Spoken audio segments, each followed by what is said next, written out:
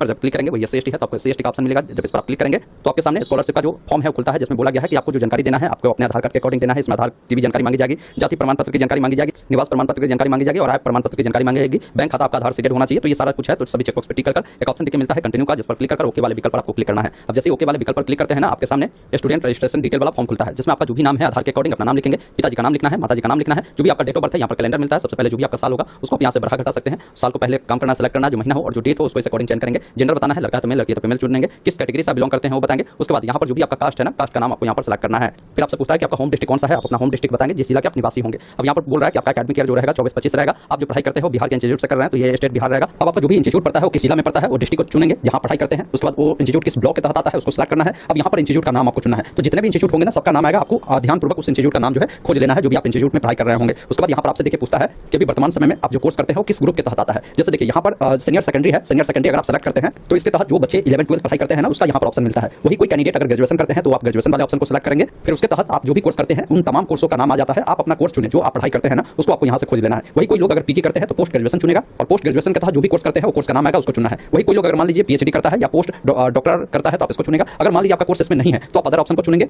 अब अदर के तहत भी जैसे ITI है 1 ईयर 2 ईयर या कोई जो है डिप्लोमा इन इंजीनियरिंग 3 ईयर वाला करता है उनका ऑप्शन है advance diploma in fashion designing करता है, कोई अमीन का कोर्स करता है, NM करता है, BSc बायोटेक्नोलॉजी करता है। तो देखिए बहुत सारे ऑप्शन आपको यहाँ पर है। अगर आपको नहीं मिलता है तो अदर में आकर आप चुन सकते हैं। जैसे DLED ही बहुत सारे बच्चे करते हैं तो DLED का भी ऑप्शन है, D फार्मा B फार्मा, तो सारा ऑप्शन इसमें आपको अदर वाले में जोड़ दिया गया। तो आप जो भी कोर्स करते हैं उसके अकॉर्डिंग कोर्स ग्रुप को चयन करना है और अपना जो कोर्स है यहाँ से आपको सेलेक्ट करना है जो आप पढ़ाई करते हैं। फिर नीचे में आपसे पूछता है कि करंट में अभी जो है आप किस ईयर में है। जैसे हो सकता है फर्स्ट ईयर में हो, सेकंड ईयर में हो, थर्ड ईयर में हो या फोर्थ ईयर में हो, वो आप बता सकते हैं। तो जो भी आप ईयर में है ना आप वो जानकारी आप यहाँ से सेलेक्ट करेंगे। और आपको ये भी ध्यान रखना है कि अभी आवेदन जो स्टार्ट हुए हैं ना ये 24-25 के लिए हुए हैं। तो 24-25 में आप जिस ईयर में हैं या जिस ईयर में रहे थे उस ईयर को चुनेंगे, क्योंकि अब जो है आने वाले जो अभी ईयर होंगे 25-26 हो जाएंगे तो फिर उसके लिए बाद में आवेदन स्टार्ट होंगे। तो अभी 24-25 के लिए हो रहा है तो 24-25 में जो भी ईयर में आप रहे थे वो जानकारी आप बताएंगे। फिर यहाँ पर आपको चेकबॉक्स पे टिक करना है। आपका जो भी ईमेल आईडी है ईमेल आईडी को डालना है, अपना मोबाइल नंबर को डालकर गेट OTP मोबाइल नंबर पर क्लिक करेंगे। अब आपके नंबर पर OTP मिला होगा, OTP को डालकर वेरीफाई मोबाइल OTP पर क्लिक करेंगे। इस प्रकार OTP सक्सेसफुल वेरीफाई हुआ, आप ओके वाले विकल्प पर क्लिक करें। फिर इसी अकॉर्डिंग आपको अपना आधार नंबर डालना है। आधार कार्ड पर जो भी डेट ऑफ बर्थ का ईयर है ईयर डालकर वेरीफाई आधार नंबर पर क्लिक करेंगे। उसके बाद एक मैसेज आएगा कि आपका आधार नंबर ले लिया गया है, लेकिन अगर आपका आधार नंबर गलत पाया जाता है तो आपका आवेदन अस्वीकार यानी रिजेक्ट कर दिया जाएगा। आप सिंपली ओके वाले विकल्प पर क्लिक करें। आपको ये कैप्चा कोड मिल रहा होगा, उसे फिल कर एक ऑप्शन नेक्स्ट का मिलेगा जिस पर क्लिक करना है।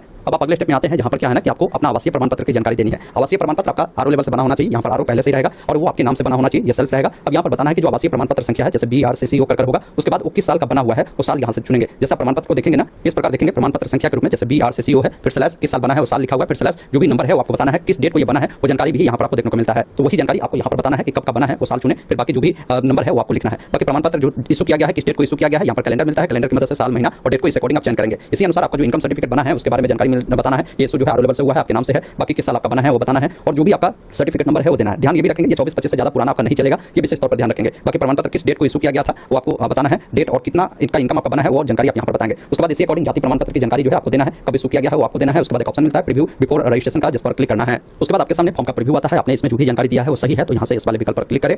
उसके बाद देखेंगे ना इस प्रकार आपका जो रजिस्ट्रेशन है कंप्लीट होता है। ये यूजर आईडी पासवर्ड आपके रजिस्टर मोबाइल नंबर पर भेज दिए जाते हैं। बाकी अभी आपका जो जानकारी है जैसे आधार वेरिफिकेशन पेंडिंग है, आपका जो भी जाति आवासीय आय की जानकारी दिया होगा वो सारा पेंडिंग आपको देखने को मिलता है। अब इसका प्रिंट लेना है तो एक ऑप्शन मिलता है प्रिंट का जिस पर क्लिक कर प्रिंट ले लेंगे। उसके बाद एक ऑप्शन मिलता है क्लिक हियर टू कंटिन्यू का जिस पर क्लिक करना है। उसके बाद जो भी यूजर आईडी आपके नंबर पर भेजे गए हैं उस यूजर आईडी को डालेंगे, पासवर्ड जो मिले हैं उसे डालेंगे, कैप्चा कोड को डालकर लॉगिन वाले विकल्प पर क्लिक करेंगे। उसके बाद बोलता है कि आप पासवर्ड चेंज करें जिसमें आपका जो भी नाम है पहले नाम लिखे, तो आपका मोबाइल नंबर मिलता है यहाँ से गेट OTP पे क्लिक कर नंबर पर OTP जाएगा उसको वेरीफाई कर ले, फिर एक नया पासवर्ड बनाए उसी पासवर्ड को दोबारा डाले, कैप्चा कोड को डालकर चेंज पासवर्ड पे क्लिक करें। ध्यान ये भी रखिएगा पासवर्ड जब भी बनाते हैं तो उसमें ABCD का कोई भी बड़ा अक्षर कोई भी छोटा अक्षर कोई भी सिंबल कोई भी अंक आपको जरूर उपयोग करना है, उसी प्रकार का पासवर्ड एक्सेप्ट करेगा। इस प्रकार पासवर्ड आपका सक्सेसफुल चेंज होगा, ओके वाले विकल्प पर क्लिक करें और दोबारा से अपना यूजर आईडी और जो नया पासवर्ड बनाया है उसे डालकर कैप्चा कोड को डालकर लॉगिन करना है। अब आप जैसे ही लॉगिन करेंगे इस प्रकार का डैशबोर्ड आएगा जहां पर देखेंगे ना बताया गया है कि अगर आपको पर्सनल डिटेल में अपडेट करना है तो अभी आप अपडेट करेंगे, फिर सर्टिफिकेट डिटेल अपडेट करेंगे, फिर आपको यहाँ से स्कॉलरशिप के लिए अप्लाई करना है और सभी डिटेल अभी देखेंगे ना जैसे पर्सनल डिटेल आपका पेंडिंग है, फोटो पेंडिंग है, इसके अलावा मोबाइल ईमेल वेरीफाई है, बाकी सभी जानकारी आपका पेंडिंग है। अब यहाँ पर पर्सनल डिटेल अपडेट करने के लिए अपडेट पर्सनल डिटेल पर क्लिक करेंगे। यहाँ पर क्या है ना कि आपका जो भी जानकारी है पहले से कुछ फिलअप रहता है, कुछ जानकारी भरना है जिसमें आप किस कैटेगरी से बिलोंग करते हैं, कैटेगरी को चयन करेंगे।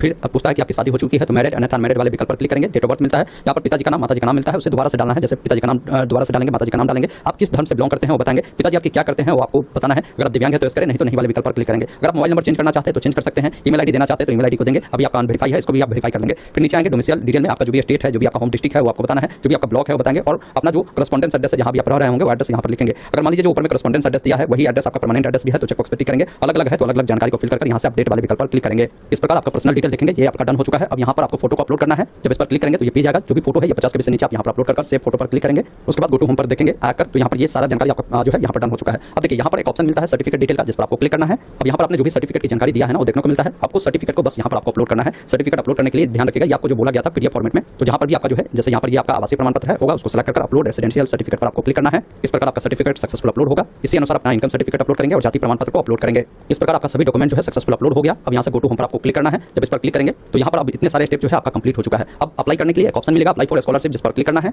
उसके बाद आप अगले स्टेप में आते हैं जहाँ पर आपसे पूछता है कि आपको जो है फ्रेश के लिए अप्लाई करना है या रिन्यूअल के लिए अप्लाई करना है। फ्रेश का मतलब ये हुआ कि अगर पहली बार आप फॉर्म को भरने आए हुए हैं, इससे पूर्व में अगर आपने इसके लिए अप्लाई नहीं किया था, जैसे बहुत सारे बच्चे जो है पिछले साल 11th में गए होंगे, अभी 12th में गए होंगे, तो उसको रिन्यूअल कर फॉर्म को अप्लाई करना है। लेकिन कोई कैंडिडेट अभी पहली बार ही फॉर्म को भरने गए हैं, मान लीजिए 11th में या कोई ग्रेजुएशन के फर्स्ट ईयर में ही है, वो अप्लाई कर रहा है, तो फ्रेश को चुनकर अप्लाई करेगा। स्टेटस में आपका एक्टिव ही रहेगा। आपको एकेडमिक ईयर आपको बताना है, तो एकेडमिक ईयर आपका 24-25 रहेगा, ये ध्यान रखिएगा। बाकी यहाँ पर इंस्टीट्यूट का जो डिस्ट्रिक्ट आपने चुना होगा, इंस्टीट्यूट का नाम मिलता है। अब यहाँ पर आपको बताना है कि कोर्स का नाम, आप कौन सा कोर्स करते हैं। जैसे हो सकता है आप वहाँ डिग्री जो है साइंस से ले रहे हो, कॉमर्स से ले रहे हो या आर्ट्स से ले रहे हो, वो जानकारी आप बताएंगे। जैसे मैंने आर्ट्स से ले रहा हूँ तो आपको सेलेक्ट किया, आप जो भी है आप अपने अकॉर्डिंग चुनेंगे। बाकी ये जो इन्फॉर्मेशन प्रोवाइड किया गया ये इंस्टीट्यूट के द्वारा जब रजिस्ट्रेशन किया गया उस समय दिया गया, इसमें कुछ आप नहीं कर सकते हैं। नीचे आना है, यहाँ पर ये इन्फॉर्मेशन आपको स्टूडेंट को जो है देना होगा, जिसमें आपको बताना है कि कोर्स का सेशन आपका क्या है। जैसे हो सकता है आप 2024-28 सत्र के लिए जो है कोर्स कर रहे होंगे, तो आप यहाँ पर लिख सकते हैं 2024-28। बाकी बताएंगे कि आपने जो भी कोर्स कर रहे हैं उसमें कब एडमिशन लिया था, वो डेट आपको यहाँ पर चुनना है। तो आप देख ले कि भाई आपने कब एडमिशन लिया था। मान लीजिए फर्स्ट ईयर में है तो फर्स्ट ईयर में आपने एडमिशन कब लिया था, वो जानकारी आपको यहाँ से सेलेक्ट करने की जरूरत होगी। फिर नीचे आएंगे तो आपको स्टूडेंट जब आप अप्लाई किए होंगे कॉलेज में, तो आपको एक स्टूडेंट एडमिशन नंबर या आपको एक रजिस्ट्रेशन नंबर मिला होगा एडमिशन के समय, उसको आप यहाँ पर देंगे। एनरोलमेंट नंबर या आपको रोल नंबर मिला है तो उसको आपको यहाँ पर देना है। बाकी आप बताएंगे कि प्रेजेंट ईयर आपका क्या है, फर्स्ट ईयर, सेकंड ईयर या थर्ड ईयर में है, वो जानकारी आपको बताना है। फिर यहाँ पर पूछता है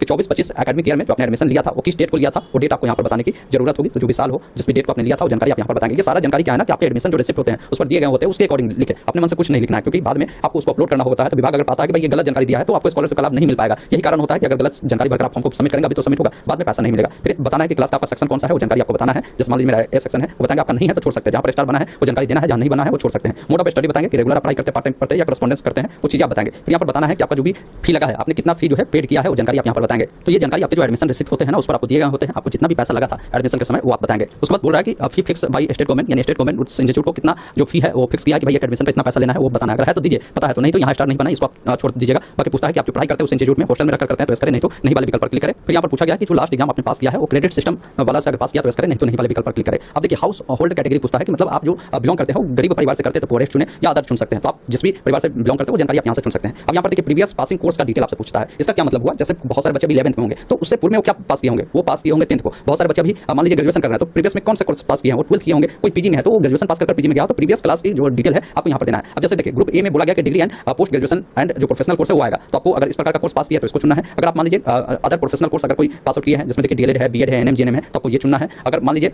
आप graduation and post graduation course not covered under group A और बी, इस दोनों में अगर आपका नहीं आ रहा है तो आप इसको सेलेक्ट कर सकते हैं। अब जैसे ही आप यहाँ पर सेलेक्ट करेंगे ना तो यहाँ पर कोर्स का नाम चुनने का भी ऑप्शन मिलता है। तो इसमें अगर नहीं आ रहा है तो इसका मतलब है कि हो सकता है आपका ग्रुप ए वाला में हो, वो देख लेना है। वही अगर मान लीजिए आप जो है पूर्व में 11th 12th या पॉलिटेक्निक आईटीआई ये पास किए हुए हैं तो आप इसको चुनेंगे। और यहाँ पर देखिए ग्रुप ओ, इसमें क्या है कि 10th लेवल का अगर कोर्स आप पास किए हुए हैं तो आप इसको सेलेक्ट करेंगे। तो आप देख ले उस ऑप्शन को जब चुनेंगे तो उसके तहत आपको जो है यहाँ पर कोर्स का नाम आपको देखने को मिलता है। तो जैसे मैं अभी ग्रेजुएशन में पढ़ाई करता हूँ तो मैं 12th पास किया हूँ तो यहाँ पर मैं सेलेक्ट करूँगा जैसे सीनियर सेकेंडरी। जैसे अगर मान लीजिए 12th में आर्ट्स से पास आउट किया, साइंस से किया, कॉमर्स से किया, उसको सेलेक्ट आप कर सकते हैं। बाकी अगर कोई 10th पास किया है 11th में है तो इसको ये ग्रुप ओ वाला ऑप्शन को सेलेक्ट करना है। बाकी डीएलएड बीएड के लिए यहाँ पर ये पास कर आप आगे कोर्स कर रहे हैं तो इस अकॉर्डिंग जब चुनेंगे तो आपको ऑप्शन कोर्स का नाम आ जाएगा, उसमें देख लेना। नहीं है तो दूसरे ग्रुप में होगा उसको भी खोज लीजिएगा। बाकी बताएंगे जैसे मान लीजिए मैंने ग्रेजुएशन में है और इससे पूर्व में मैंने 12th पास किया तो वो हमने किस बोर्ड से पास आउट किया 12th, उस बोर्ड का नाम लिखना है। बाकी कब मैंने उससे पास किया है उसके बारे में पहले पूछ रहा है कि कब से कब तक आपने उस कोर्स को किया है। तो इसका मतलब ये हुआ कि मान लीजिए मैंने जो 11th में एडमिशन लिया था वो 2020 में मैंने लिया था और उससे मैंने पास आउट कब 2022 में 11th 12th कंप्लीट किया। तो कब आपने लिया था एडमिशन वो ईयर और कब आपने पास कर लिया वो ईयर आपको बताना है। बाकी यहाँ पर पूछ रहा है कि वो कोर्स आप पास कर चुके हैं तो यहाँ पर आप करें आपका प्रीवियस कोर्स में क्या आपकी परसेंटेज रही थी वो जानकारी आपको यहाँ पर बताना है। उसके बाद इन तीनों चेक बॉक्स पर आप इस प्रकार टिक करेंगे और नेक्स्ट वाले विकल्प पर क्लिक करेंगे। उसके बाद आपको जो है फॉर्म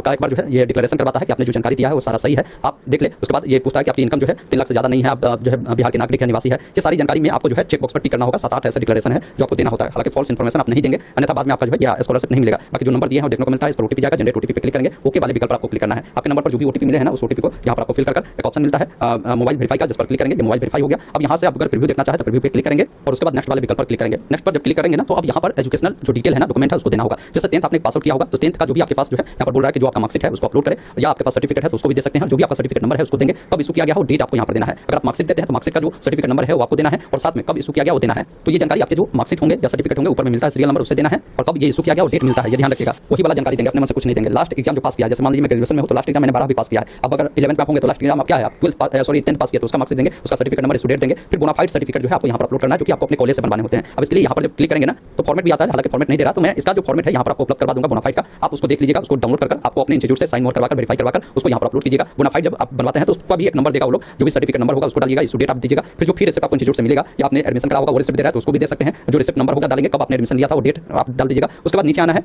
ये ऑप्शन आपके लिए नहीं है, जो बिहार से बाहर पढ़ाई करते हैं ना उनके लिए है। हालांकि बिहार से बाहर वालों को लोग अप्लाई करने का मौका नहीं देते हैं, तो इसको छोड़ना है। आपको जो भी डॉक्यूमेंट बोला गया ना ये 400 KB तक ही आपको अपलोड करना पीडीएफ फॉर्मेट में, उस सबको अपलोड करने के बाद एक ऑप्शन मिलता है देखिए फाइनल सबमिट का, जिस पर आपको क्लिक करना है और उसके बाद आपको प्रिंट आउट मिलेगा, उसको निकालकर अपने पास सुरक्षित रख लीजिएगा। तो ये प्रोसेस है जिस माध्यम से आप बिहार पोस्ट मैट्रिक स्कॉलरशिप के लिए अप्लाई कीजिएगा। बाकी अगर आपके पास डॉक्यूमेंट अभी नहीं है तो कुल बुलाकर आपको फॉर्म को नहीं भरना है। आपको 1 महीने का मोहलत मिला है, 25 सितंबर तक फॉर्म को आप भर